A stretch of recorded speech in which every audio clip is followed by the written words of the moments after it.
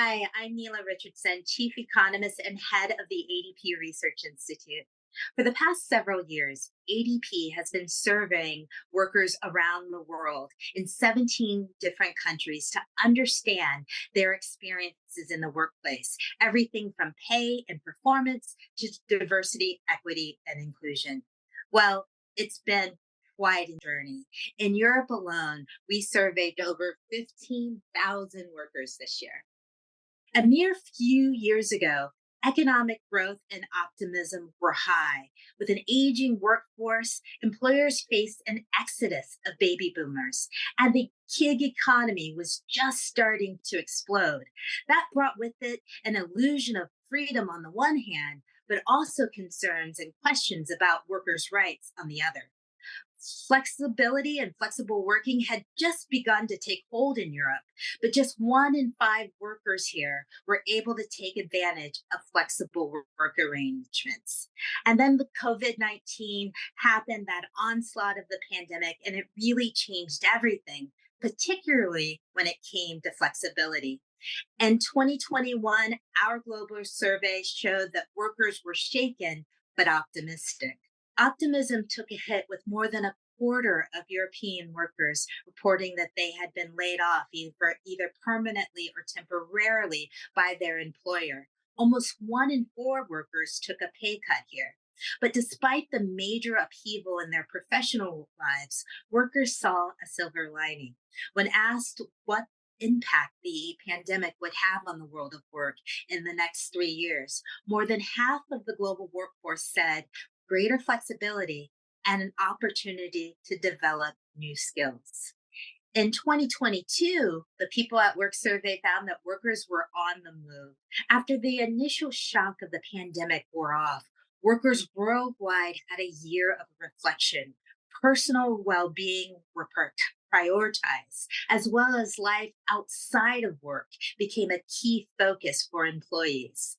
That focus led to wanting better worker conditions and greater flexibility and remote work options. As workers drifted back to the workplace, we learned through this survey that workers who had a mix of in office and remote work were happiest, these hybrid workers. Indeed, two-thirds of workers in Europe said they'd consider looking for another job if their employer insisted that they return to the workplace full time. Meanwhile, mental health came to fore as people struggled with coming back to work. And the great resignation that was made popular in the United States was showing some offshoots in Europe, with 11% of workers in Europe considering early retirement, having had, like the rest of us, time to ponder their work life balance. In 2023, workers shifted their focus. New inflationary pressures and political turmoil impacted the European workforce. Though inflation is stabilizing, the cost of living crisis remains an ongoing concern, raising the expectation for a pay raise for workers. But something interesting in Europe, their expectations are lower than any other region. Oh, and by the way, some employers haven't covered the basics. In fact, around 5 in 10 employees say that they are sometimes, often, or always underpaid. And 6 in 10 workers report being so in both Germany and Switzerland. And while 76% of workers are optimistic about the future, 6 in 10 say that no sector will escape economic uncertainty. And 3 in 10 workers say that they don't feel secure in their jobs here in Europe. On the upside, we've learned that people are now more focused on their careers and rate it even more highly than flexibility of both hours and location. They want training and they want to be able to discuss their career opportunities openly. And there's much more awareness of what's going on behind the scenes when companies report their diversity, equity, and inclusion data. But as the gender gap continues to widen, there's a chance that some workers will take note and act on it. 7 in 10 workers in France would consider looking for another job if they found that their company had unfair gender pay gap policies. The importance of enjoying one's working day has also taken priority, up from 39% last year to 46% in Europe this year. And that's higher than other regions, perhaps because in Europe there's a higher expectation of the quality of life in both home life and work life. But perhaps most surprising of all is the rise of the 4-day work week. In Europe, just under a quarter of workers believe that it will be a reality in the next 5 years.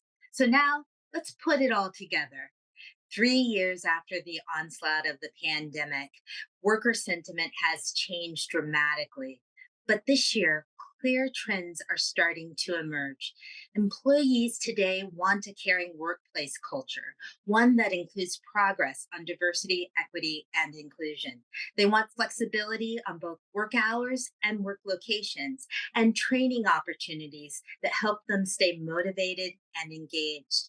Europe enjoys an enviable status as an attractive continent to work at. But in some areas, like diversity and equity and inclusion, as well as pay rises, employers are falling behind other companies in other regions. That's why it's so important for employers to understand the changing and shifting and evolving sentiment of their workforce. For a deep dive into Europe data and insights, please check out our latest People at Work survey.